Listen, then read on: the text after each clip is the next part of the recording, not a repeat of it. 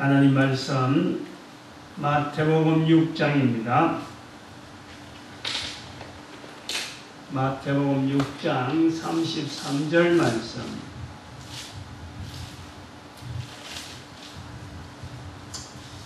마태복음 6장 33절 말씀 한 절만 합독합니다. 시작. 너희는 먼저 그의 나라와 그의 의를 구하라. 그리하면 이 모든 것을 너희에게 더하시리라. 아멘. 기도드립니다. 할렐루야. 하나님께 감사드립니다. 주님의 거룩하심이 드러나는 복된 시간 되도록, 성령님 역사하시는 시간 되도록, 주의 백성들이 순종하는 시간 되도록 성령님 깨닫게 해주시옵시고 보게 해주시옵시고 듣게 하여 주시옵소서. 감사드리옵고 예수님의 이름으로 기도드립니다. 아멘. 지난 금요일날 저녁으로 도와줍니다. SBS인가 방송사는 불분명한데 어떤 범인을 잡는 건데, 범인이 여인이라고 중간에 자꾸 틀어가지고 여인이라 해가지고 어떤 여인을 쫓는다 이랬어요. 그래서 가만 보니까 그 발단이 어떻게 되냐니까 한 여인이 철로변에 누워 있는데, 그 기차가 지나는 철로변에 누워 있는데 기차가 지나가면서 그 산산 쪼가리 나는, 반토막 나는, 철로에서 반토막 나는 그 내용을 그대로 동영상으로 찍어가지고 남편한테 보내주는 거예요. 그 남편이 그걸 받고는 자기 부인이 죽은 범인을 찾아 나가는 거죠. 경찰에서 추적해 나가는. 그러니까 그 남편, 죽은 남편의 철로에서 죽은 남편이 의사였어요. 그런데 또 이 병원의 의사가 아들이 교통사고 나와서 지금 중태에 빠져있는 그런 형편입니다. 경찰에서 지금 한 여인을 쫓고 있는데 그 여인이 이미 집 나간 지가 10년이 벌써 넘었어요. 10년이 넘었고 고향집을 찾아가 보니까 폐가 같은 집에 여인이 살고 있는데 그 여인은 엄마, 집 나간 여인의 딸의 엄마인데 정신이 나가있어요. 정신이. 이 엄마가 미쳐있는데 밤마다 그 동네에서 좀 가까운 그것도 역시 폐가가 되어 있는 병원에 찾아가서 밤마다 그 아들의 어린 조그마한 아이의, 남자아이의 죽은 사진을 넣고 그어서 울기도 하고 막 그래 보내는 거예요. 응? 온몸에 자기가 막 끌려가고 상처가 나고 자학을 하고. 그래서 저 설명을 하는데 경찰이 쫓고 있는 이 여인이 바로 이 엄마의 딸이고 죽은 아들의 누나, 그 사진에 나와 있는 그 아이의 누나는 죽은 아들이 어째 죽었느냐 설명을 좀 하는데 의사오진으로 신문에 내놨더라고요. 의사오진에서 막 항의하고 막 이런 것도 막 있어요. 근데 의사오진에서 죽었는데 그 병원 측에서 적당한 어떤 보상도 없고 아무런 대책도 없이 그냥 단순하게 애 죽으면 우리가 관계없다 이래갖고는 쫓아나니까 이 엄마는 미쳐버리고 아버지도 자살해버리고, 그러니까 누나하고 이 아이하고 있다가 아이가 하나 죽어버리니까, 병원에 죽어버리니까 온 집안이 엉망인 거야. 그러니까 이제 이 여인이 의사 때문에 자기 집안이 망했다, 온 집안이 뿔뿔이 흩어져 있었고 행편없이 되어버렸으니까 그래서 그 의사를 죽이려고 하는 어떤 복수가 있는 것이 이제 감지돼가지고 있는데 그 상황을 보니까 나중에 이제 범인을 잡아가지고 이제 그 각색을 또 해서 알려주는 게 되니까 그 의사한테 의사를 접근하기 위해서 자기가 간호사로 들어가는 거예요. 간호사. 그 의사의 간호사로. 그리고 의사 주변에 있는 사람을 죽이려고, 그 식구들 죽이려고 먼저 부인을 죽이려고 딱 보니까 부인이 외도하는 게 보이는 거예요. 그래서 외도하는 사진을 찍어가지고 의사한테 주니까 의사가 그게 화가 나가지고 부인을 철로변에 있는 데다가 이렇게 얼마나 흠시하게 깼는지 실컷 떨어져갖고 이 철로변에 누워있는데 이 간호원이 평소에 아니까 사모니까 가니까 사모가 살려달라 아무리 이름 부르면 살려달라 하는데 이 여인이 말이죠. 그 여인 사모를 그 철로변에 눕혀놓고 그걸 찍었다는 거예요. 찍어가지고 남편한테 보내는 거예요. 그래갖고 이제 추적해서 찾아러 오는데, 그래갖고 또 교통사고로 자기가 그 차를 몰고 그 의사의 아들을 치었어. 죽이려고 했는데 안 죽고 중태에 빠져 있는 거예요. 그래서 경찰이 마지막으로 의사를 지금 노린다 이래가지고 의사 주변에 잠복근을 하는데, 의사가 퇴근하면서 어디 의사 동체를 뻔히 아는 거지, 이제 같은 간호사였으니까. 퇴근하면서 주차장을 가고 있으니까 그 뒤를 가지고 칼을 들고 쫓아가는데, 경찰들이 이제 그걸 지켜서 사진 찍는 거예요. 증거물을 확보하는 거죠. 그래갖고 의사를 딱 덮치가지고 하니까 막 그때부터 경찰이 가서 잡고 말리고 막 이렇게 했는데, 그 내용을 이렇게 보면서 그랬어요. 한 여인에게 아들, 응? 아들 하나에 집착해 버려가지고, 응? 물론 뭐 그런 상황이면 어쩔 수 없지만 한 여인이 미치잖아요. 엄마가 미치잖아요. 아버지가 자살하죠. 응? 자살하죠. 그리고 이런 가족들에 대해서 복수해야 되겠다. 그래서 또 한 여인은 한 남자를 죽이려고 미쳤거든요. 그리고 그 가족들 골고루 지금 다 뭐 엉망으로 만들어. 그거를 이래 한번 보면서, 예착이라는 우리 인간이 가지고 있는 이 예착, 우리 인간이 가지고 있는 이 참 어떤 집중력, 또 인간이 가지고 있는 그 능력, 여러 가지로 생각해 보는데, 우리는 뜻밖에도 뭐 평소에는 가만히 있는 것 같아도 그런 사람들이 하는 모습이 내 내면에도 있다 하는 것을 짐작을 합니다. 우리도 집착하고, 우리도 뭔가 하나를 확 몰두해버리면은 뭐 그 사람 입장에는 내 입장에는 달라질 거 하나도 없는 거예요. 그런 거를 한번 객관적으로 보면서, 내 스스로에 있는 이 힘, 나에게 있는 이 또 다른 힘, 법이 도무지 용납하지 않는 또 다른 힘이 얼마든지 우리에게도 잠재되어 있는 그런 한 부분을 좀 보게 됩니다. 지난주에 우리 교회를 떠났던 우리 집사님에 대해서 인용을 해서 뭐 좋지 않는 부분에 대한 그런 내용으로 했는데, 오늘은 좋은 부분이 있다 말이에요. 좋은 내용이 많이 있어요. 좋은 잘하고 하는 것이 있는데, 그걸 한 번 더 생각을 해봤어요. 늘 이제 주일마다 주일은 다른 교회 가고 주간 중에 자꾸 오니까 늘 다른 사람들도 누구든지 그분에 대해서 그런 게요. 전체적으로 그분이 선한 거예요.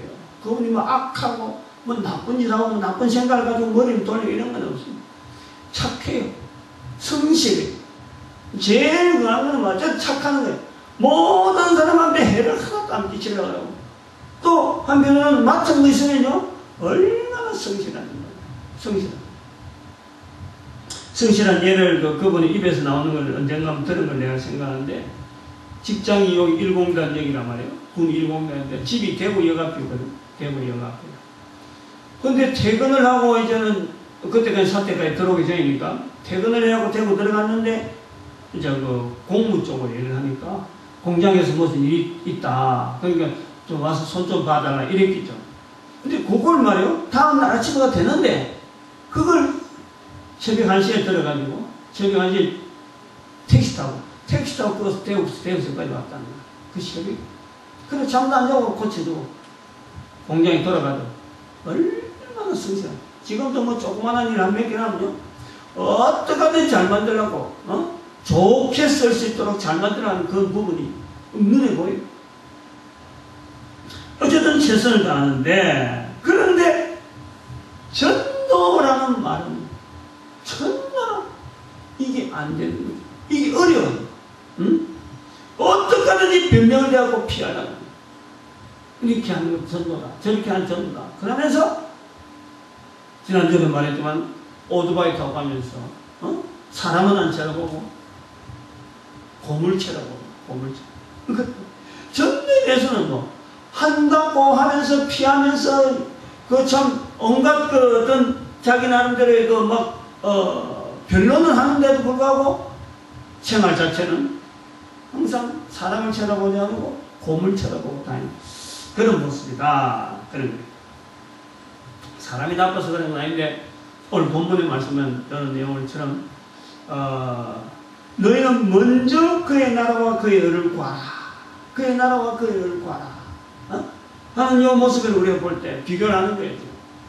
우리가 이 본문 말씀에서 너희는 먼저 그의 나라와 그의 의를 구하라 하는 이 말씀은요, 이 말씀이 기독교의 여러 가지 운동, 여러 가지 단체, 여러 가지 활동을 하는 여러 가지 조직체 속에서 가장 하여튼 영순위에 가깝게 이 말씀을 인용하는 단체가 바로 기도 운동하는 사람, 기도 운동. 우리 성령 운동이다 하면서 기도 운동하는 사람들이 이 마태복음 6장 33절 가면요, 껌뻥 죽어 있고, 하나님 말씀대로 자기들은 기도 운동한다, 하나님 말씀대로 움직이는 단체다 할 때에 제일 먼저 자기들이 하고 있는 말 자체가 뭐니까? 이 마태복음 6장 33절을 다 끄집어내는 거예요. 너희는 먼저 그의 나라와 그의 의를 구하라 그랬기 때문에 구하는 것이, 여기서 말씀하는 구하는 것을 기도다. 그래서 기도의 제일 첫 번째 순서, 너희는 먼저 그의 나라와 그의 의를 구하라 그랬어요. 그거부터 먼저 구하고 그 다음에 다른 거 구한다. 이거예요. 순서를 항상 그의 나라와 그의 의를 먼저 기도하고, 기도 순서에 먼저 하고 그 다음에 자기들이 할 거 구한다. 근데 실제로 기도 내용도 보면 말이요, 그의 나라와 그의 의를 구하는 거는 내가 어떻게 하고 어떻게 해야 되겠습니다 하고는 자기 하나님의 말씀 속에서 자기의 모습을 비춰가지고 자기의 잘못된 걸 반성하는 듯 하는 그것 자체를 그의 나라와 그의 의를 구하는 듯 하고, 어쨌든 간에 자기가 생각하는 가장 좋은 것을 그의 나라와 그의 의를 구한다 하고는 그 뒤부터 쫙 나오는 자기 기도는 앞에 부분이 1 했으면 뒤는 100을 하는 거예요. 100을. 앞에 부분은 잠깐 하고 뒤에는 막 전체가 다 자기 아들 어떻게 하고, 자기 집안이 어떻게 되고, 자기 주변에 여러 가지 사람들, 자기 교회가 어떻고, 자기 목사가 어떻게 되고, 뭐 이런 이야기가 막 잔뜩 부풀이 나는 이 기도. 그러면서 우리는 지금 하나님 말씀 따라서 우리는 이 기도 운동을 아주 성실히 하고 있다. 그리고 우리는 이렇게 가르치고 있다. 강조하는 거예요. 이 기도 운동하는 이 단어로서 구하라, 구하라 하면 제일 먼저 순서에 있는 그걸로 해가지고 이 말씀에 우리는 그렇게 말씀들을 하고 있다라고 한단 말이에요. 마태복음 6장 33절에 나오는 이 말씀은요, 이 말씀은 구하라라는 이 말씀에, 이 말씀이 기도에 국한된 것이 아니라는 것을 분명히, 이거는 절대 기도하고 관계되는 게 아니에요. 우리가 이 마태복음 6장 33절을 가지고 소위 말하면 기도할 때라고 하는 이 표현도 제가 이제 표현을 글을 썼습니다만, 일반 사람들이 쓰는 그 기도라고 하는 그 내용은요, 이것이 아닌 거예요. 여기에 들어가면 안 되는 거예요. 우리는 기도 운동을 이렇게 합니다. 기도할 때는 이렇게 하고 순서를 제일 먼저 그의 나라와 그의 의를 구하는 것 제일 먼저 였습니다 하면서 기도하면서 가르치는 이거는요, 옳은 것이 아닌 거예요. 33장에 나오는 말씀은 구하라라는 것은요, 구하라는 것은 우리의 삶 속의 전체에서 일어나는 우리가 해야 될 모든 일의 초점, 모든 일에 중심되는 어떤 욕구, 어떤 요구, 어떤 뭔가 하고자 하는 계획, 모든 것에서 구하는 것, 삶 자체, 사는 자체가 구하는 거란 말이에요. 그 구하는 것, 살아가는 삶 발자국 전체에 그의 나라와 그의 의를 드러나도록 하는 것이 바로 우리에게 필요하다. 그렇게 해서 구하는 것을 나타내는 거지. 그 단순히 고개 숙이고, 기도 시간에, 안 그러면 부흥의 시간에 철야 예배에 이렇게 부르짖을 때 구한다 하는 거하고 여기를 같이 이으면 안 된다. 따로 해야 돼요. 그래서 이 33절이라 하는 이 말 좀, 6장 33절의 내용에 너희는 먼저 그의 나라와 그의 의를 구하라 할 때에 우리가 중점적으로 봐야 될 것은 먼저입니다. 먼저라고 하는 이 내용이 우리가 이것 때문에 사실은 먼저라고 하는 이 부분 때문에 말씀대로 한다고 하는 사람들도 순서를 거의 엮는단 말이에요. 그래서 이 먼저라고 하는 개념, 너희는 먼저 할 때 이 먼저라고 하는 개념이 어떤 것이길래 이 하나님의 나라와 하나님의 라고 하는 이 부분을 우리가 생활 속에서 이 반응을 해야 될까 하는 것을 한번 염두에 두는 거예요. 이 먼저라고 하는 이 표현. 그래서 앞에 제가 그 예화를 드는 살인사건의 부분, 또 어떤 집사님의 그 충실한 부분, 그럼에도 불구하고 따라오지 못하는 이런 부분하고 이 먼저라고 하는 부분하고 한번 연결해 보는 거예요. 그럼 이거는 절대 기도하는 자에게만 허락되어져요. 기도할 때만 먼저 생각하고, 아이고, 내가 하나님 앞에 먼저 기도해야 되겠다, 밥 먹을 때 기도해야 되겠다, 뭐, 이렇게 하는 그런 먼저가 아니라, 이 먼저는 뭐냐. 제가 이 먼저를,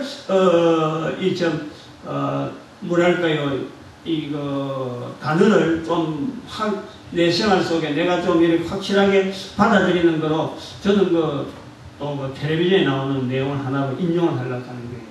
그 텔레비전에 나온 내용이 뭐냐니까 개코원숭이라고 하는 개코원숭이 사납대. 개코원숭이 사나운데 개코원숭이가 보통 때는 가만히 있다가도 이 개코원숭이가 눈하고 딱 마주치면 그때 공격을 한다. 눈이 마주치면 공격하는 거야. 그래서 눈 마주치다가도 눈을 푹 숙이면 공격을 막 보내라고 그러다가도 지도 쓱 수그리고 아무렇지도 않는 듯이 그냥 있는 거예요. 그러다가 눈을 딱 마주치면 공격하는 거예요. 그래서 시험한 사람이죠. 거기 눈이 마주치면 공격한다. 스폰지에서 나온 것 같은데 동물이 그것도 나오는데 어쨌든 그걸 또 보여주는데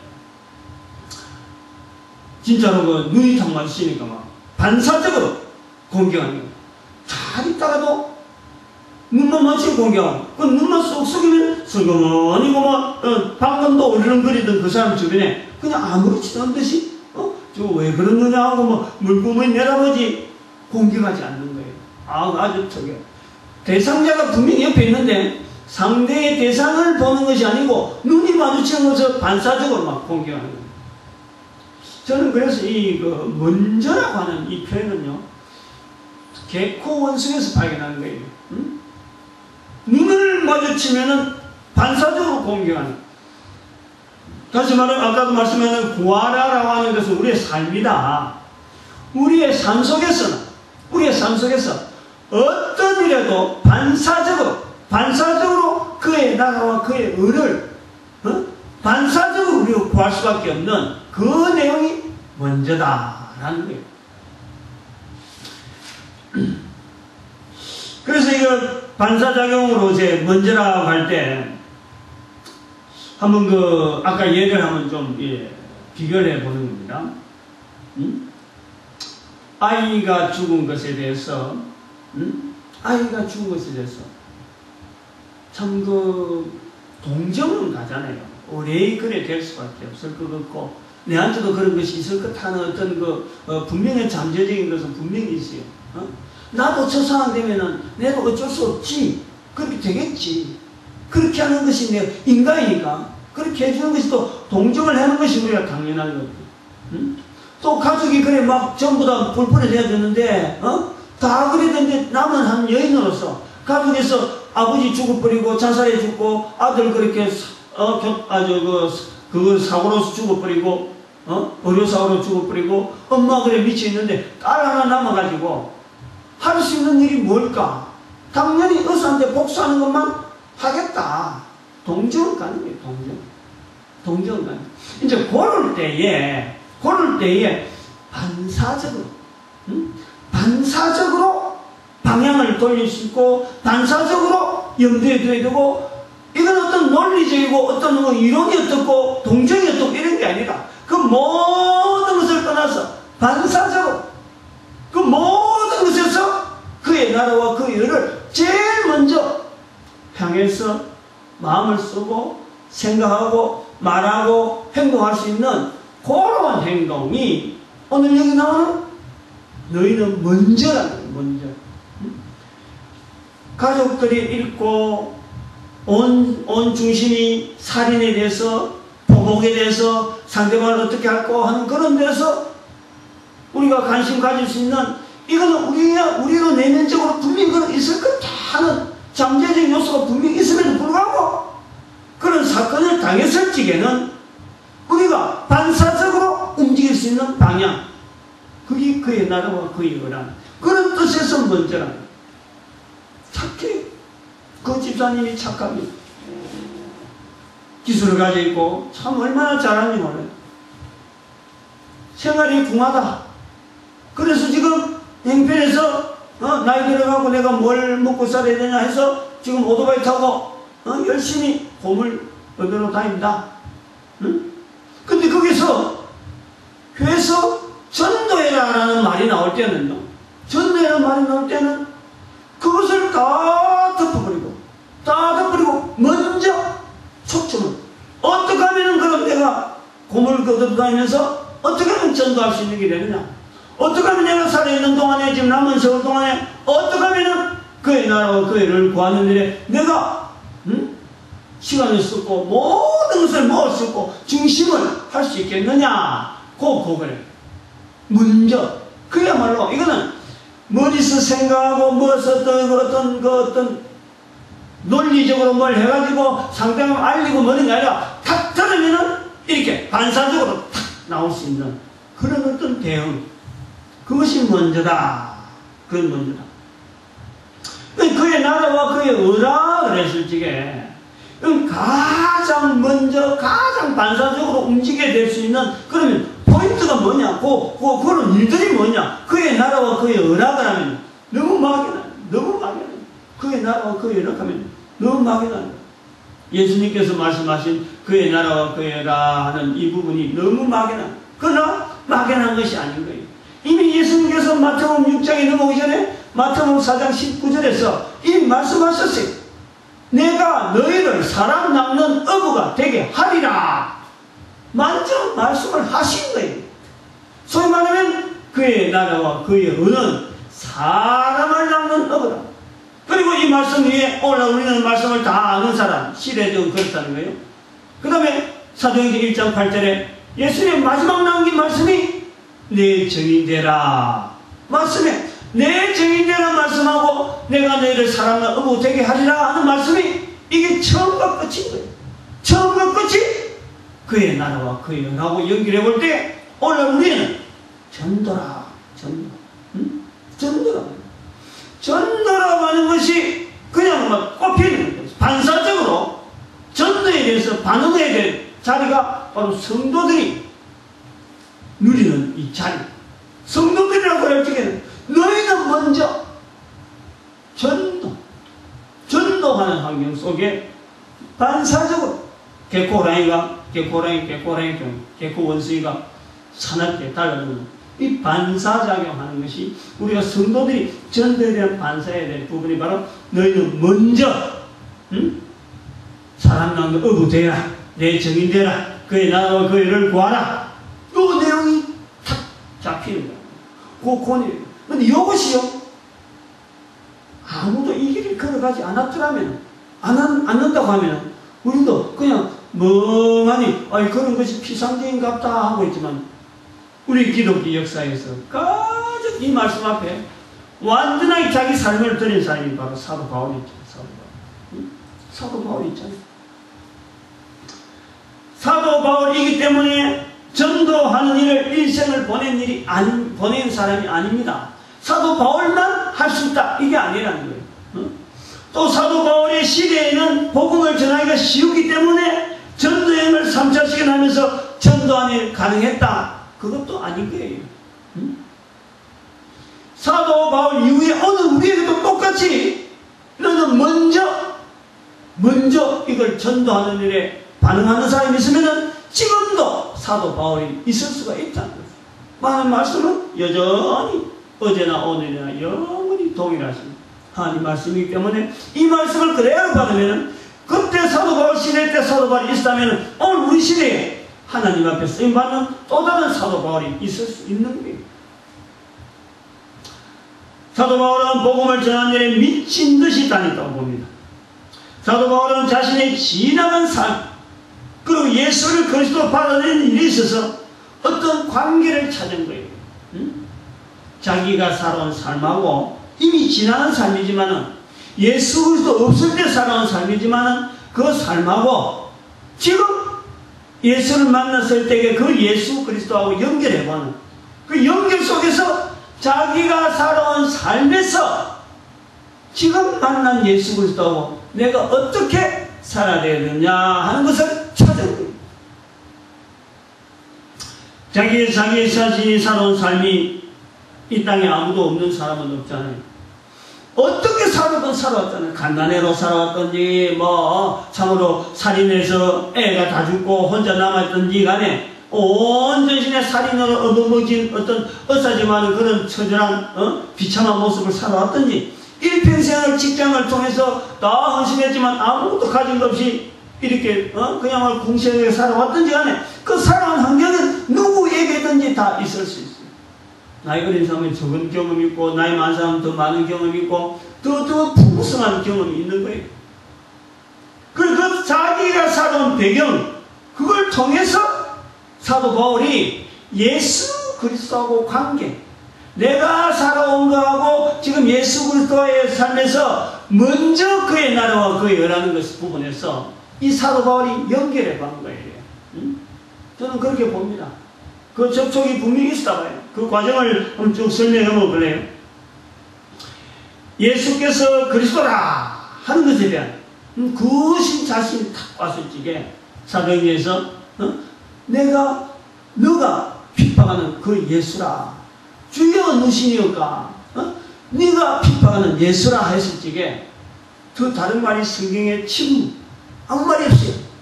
이거는요 사도 바울에게는 엄청난 자기가 살아오면서 지금까지 살아왔던 삶의 모든 부분하고 지금 만난 예수 그리스도와 연결하는 이 과정은요 이 설명이 안 되는 거예요.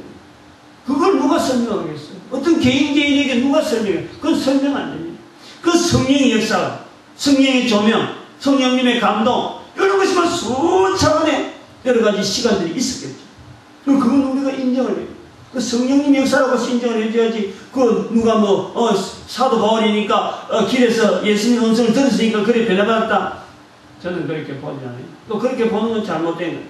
성령님께서 어떤 섭리하고 그 조명을 하고 살아온 과거 발걸음에서 자기가 가진 그 이력과 지금 예수 그리스도 만난 그 관계에서 뭔가가 지금 조화를 이루어가지고 다음에 나오는 행동이 참으로 성경에서 나온 대로 우리에게 너무너무 아름다운 발걸음으로 전도자의 발걸음으로 연결해놨다. 성령님의 역사라고 우리가 보는 거예요. 근데 여기서 이제 자기 스스로가 확인을 하잖아요. 베드로를 포함한 12사도는 유대인으로서 팔레스타인 지역에 살았습니다. 팔레스타인. 근데 사도 바울은 팔레스타인이 아닙니다. 지금의 터키죠. 지금 터키. 터키 지역의 남부 지역에 있는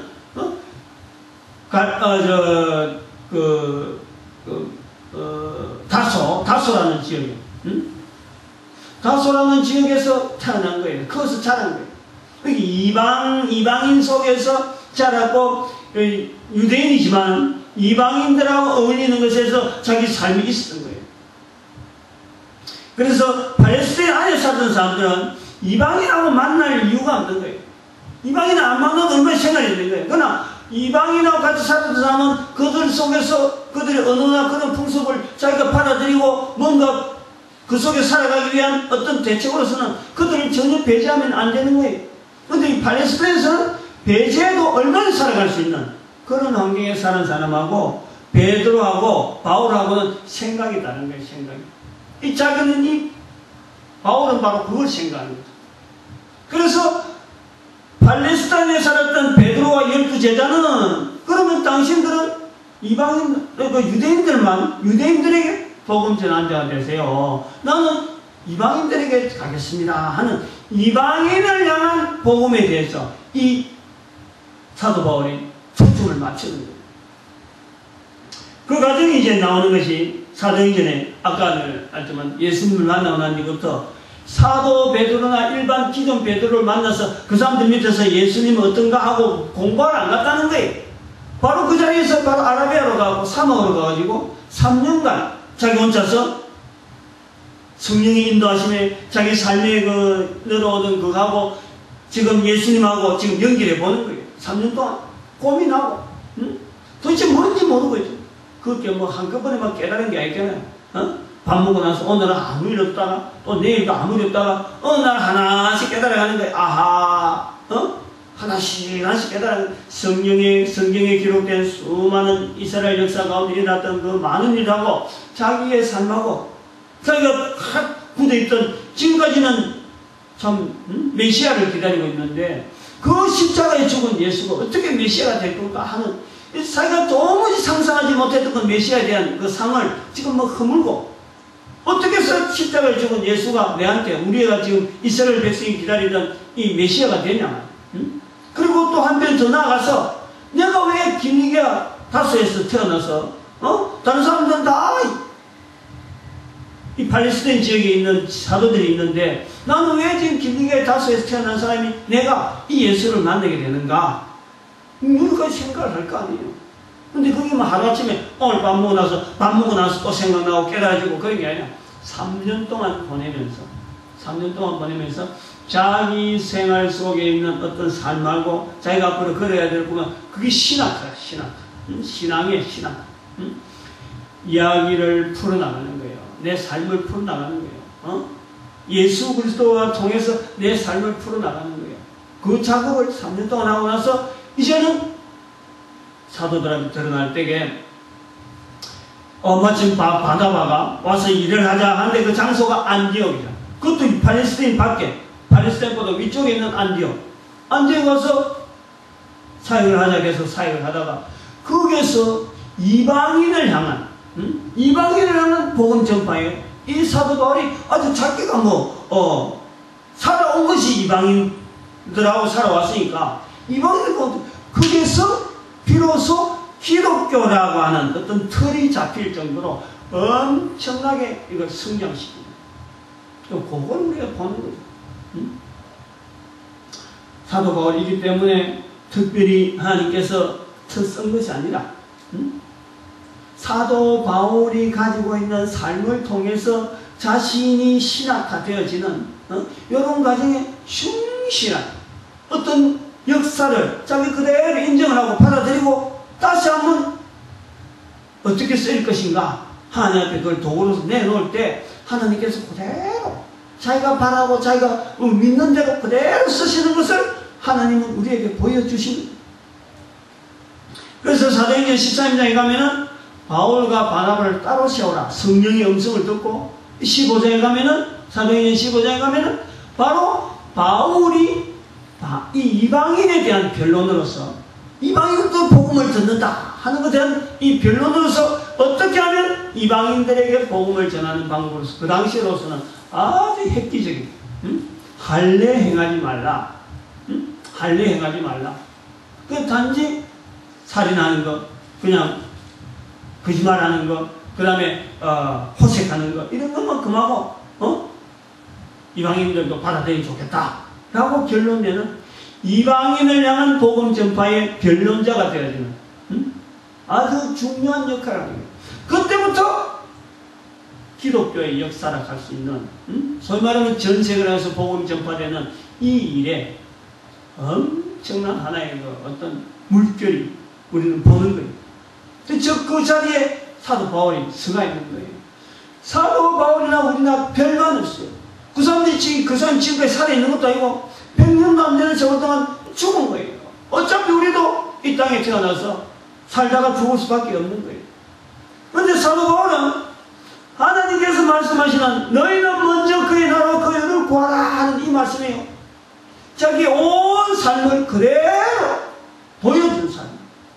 그대로 보여주니까 하나님께서 그대로 받아들여가지고 그의 나라와 그의 의를 이루는데 하나님께서 그대로 쓰시는 사도 바울.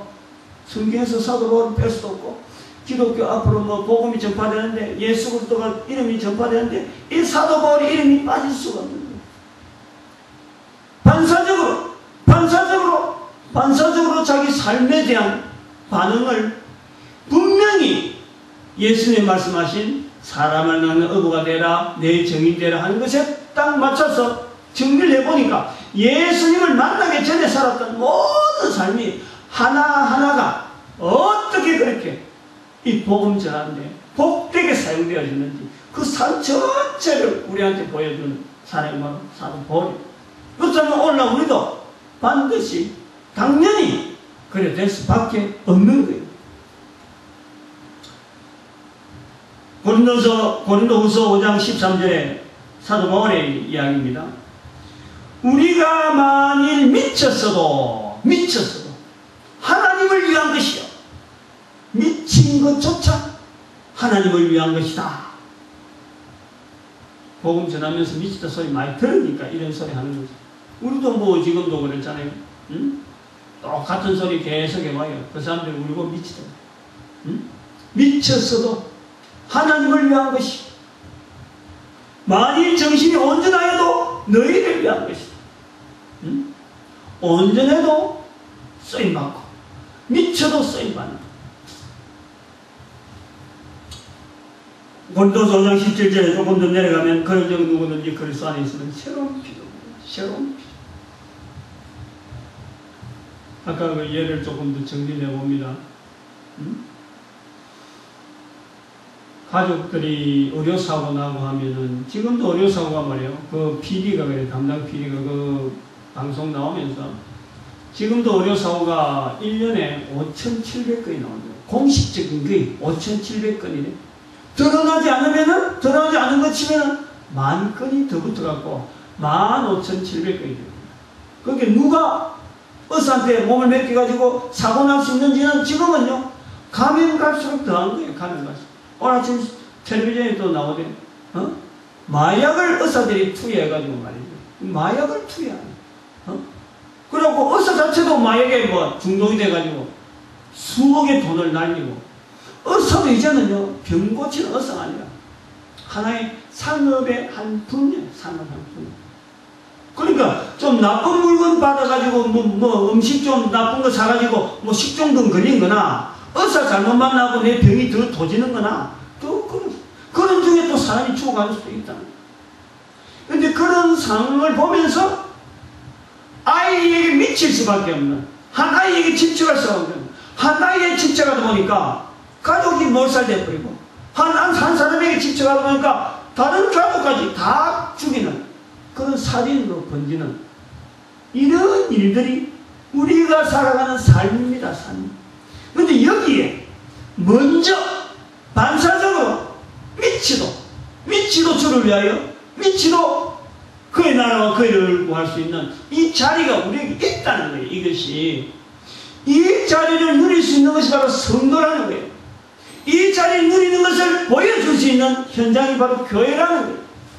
그래서 이 좋은 자리, 바로 온 세계의 모든 문화를 바꿀 수 있고 올바른 쪽으로 방향을 바꿀 수 있는 그런 어마어마한 지금 이 힘이, 잠재력이 바로 우리 교회 안에 있습니다. 근데 이 힘을 안 쓰니까, 정말하면 전도를 안 하니까 교회가 있어도 표도 안 나고, 가면 갈수록 교회는 사회와 완전히 격리되고, 왜 교회가 있어야 되는지조차 지금 모르는, 사회가 교회를 필요로 하지 않는데 우리끼리만 우리가 제일 옳다, 우리가 사회를 인도한다 그러면서 지금 우리가 어찌 보면 사회에서 미친 모양으로 보이는 거예요. 미친 모양. 우리도 미치지 않았다 하면서 실제로 너희는 먼저 그의 나라와 그의 의를 구한 데는 전혀 우리가 반응을 하지 아니하고 그냥 맹숭맹숭하고,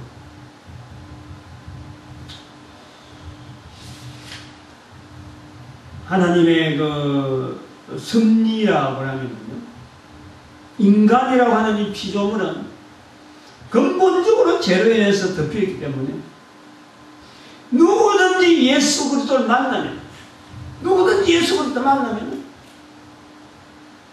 내가 살고 있다는 의미를요, 새롭게 느낄 수밖에 없습니다.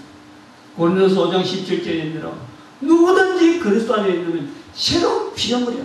예수 그리스도를 만나게 되면 죄로 덮여있던 우리 인간이기 때문에 이 흑암의 권세, 마귀의 권세에 있던 우리가 예수 그리스도를 만나게 되면은 새로운 피조물이라 하는 그 내용이요, 그대로 고백될 수밖에 없어요. 그대로 나올 수밖에 없어요. 그리고는 또 예수를 통해서 방향을 새롭게 제시를 해 나갈 수밖에 없어요. 근데 우리는 이제 그 일을 안 하고 있는 거죠. 여기서 나오는 문제라 하는 그 내용이 말이야. 반사적 예수 그리스도를 만나면은 우리는 어차피 새로운 피조물인 거예요. 새로운 피조물에서 반사적으로 우리가 반응해야 될 부분, 예수 그리스도에 대한 다른 사람 알리는 것, 예수 그리스도에 대한 내가 새로운 방향을 잡고 나오고 내 살아왔던 삶 속에서 지금까지 예수 그리스도 몰랐던 그 삶이 얼마나 복되게 예수 그리스도 이름으로 쓰임받는지, 요거에 대해서는요 내가 반응을 안 하는 거예요. 반응.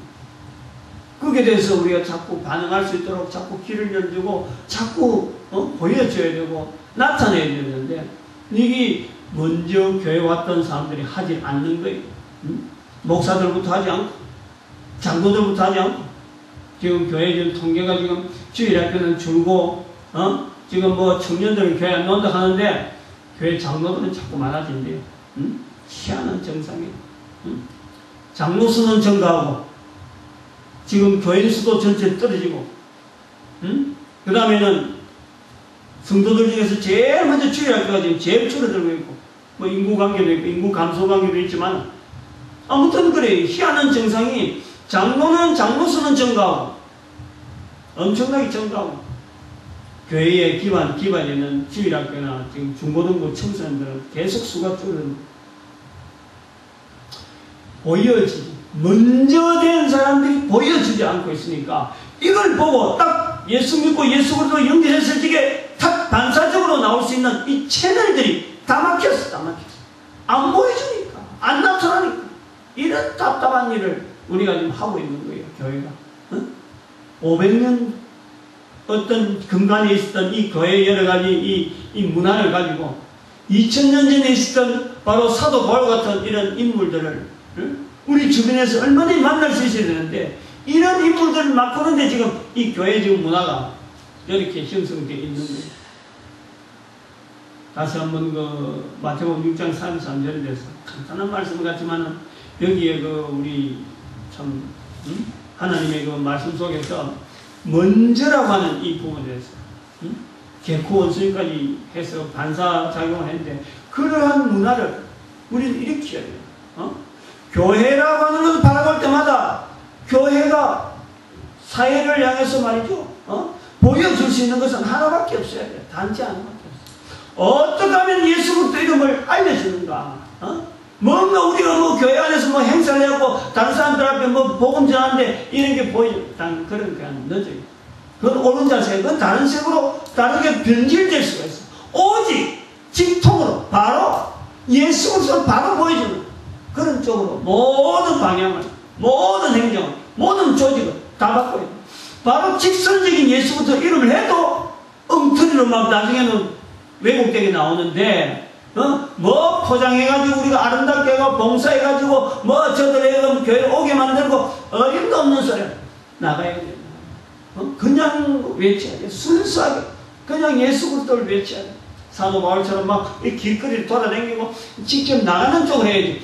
교회에 오기를 바라고 봉사해서 감동되길 바라고 우리 아름답고 거룩한 모습을 통해서 저들도 거룩한 모습 되기를 바라는 엉터리 같은 소리하고 있어. 엉터리 같은 소리. 내 나쁜 모습, 내 과거에 있었던 모습, 그 모습이 지금 예수를 통해서 어떻게 달라지고 있는가, 그걸 직접 이야기를 하면 돼요. 사도 바울의 모습을 우리는 보는 거예요. 과거를 지워달라는 건 아니잖아요. 과거에 있었던 자기 삶을 통해서 또 하나님께 쓰시는 그 현장으로 최선을 다해서 나가는 그 발걸음들이, 그런 고민들이 우리 교회에서는 더욱더 풍성하게 나오는, 그래서 반사적으로 먼저 자기의 과거를 살펴보면서 지금 예수 그리스도와 연결해서 내가 가야 될 길을 이렇게 조직하고 생각하고 말하고 하는 이런 문화가 우리가 형성되어야 되겠다. 우리가 앞으로 가는 교회가 이런 방향으로 나가야 되겠다. 우리 모두가 이 일에 일꾼 되어지기를 간절히 바랍니다. 기도드립니다.